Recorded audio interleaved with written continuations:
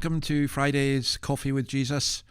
Have you ever had an argument about baptism? I used to be in a Baptist church. I remember growing up in a family where for a while I felt that there were people who felt that I felt this, if you believed in infant baptism, it's doubtful if you were a Christian. Now I find myself as a Presbyterian minister having baptized my own children and many other people's children. Well, I'm not going to argue about that. But what we see, baptism does cause arguments, and it does in today's passage. So let me read it to you. I think I want to do verses 22 to 26. After this, Jesus and his disciples went out into the Judean countryside, where he spent some time with them and baptized. Now John also was baptizing at Aenon near Salem, because there was plenty of water and people were coming and being baptized. This was before John was put in prison. An argument developed between some of John's disciples and a certain Jew over the matter of ceremonial washing.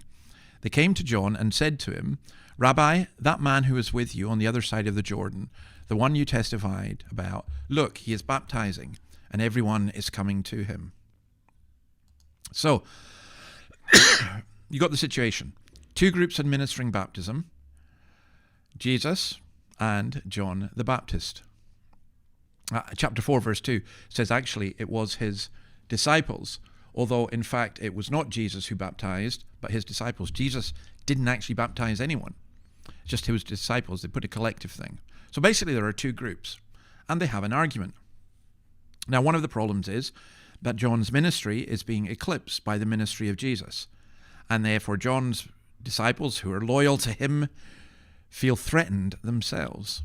And you see this argument developing. From a purely human perspective, John the Baptist had spent many years in the wilderness, years of loneliness and self-denial, experiencing a great deal of alienation and rejection from his own culture. Now, at last, he was successful, and this was all going to be taken away from him. So you can understand why the disciples feel like that. I don't think John did, and we'll see tomorrow how he responds.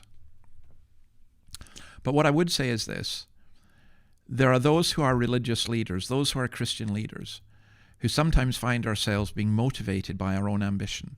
Philippians 1:15, "It is true that some preach Christ out of envy and rivalry, but others out of goodwill.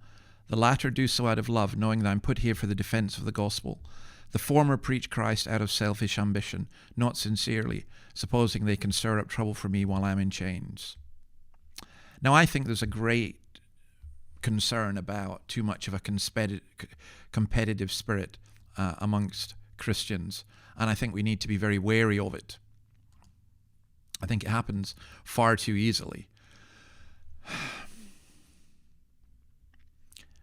Now, we'll see how John deals with this tomorrow, and I think probably that's enough for us today. But let's be cautious. Sometimes we think we're being zealous for the truth, when in reality we're just being zealous for our own group. Let's do what John did, which, as you'll see tomorrow, he looked to Christ, and let's follow Christ. So, God bless you. Hopefully I'll see you around on Monday. Bye.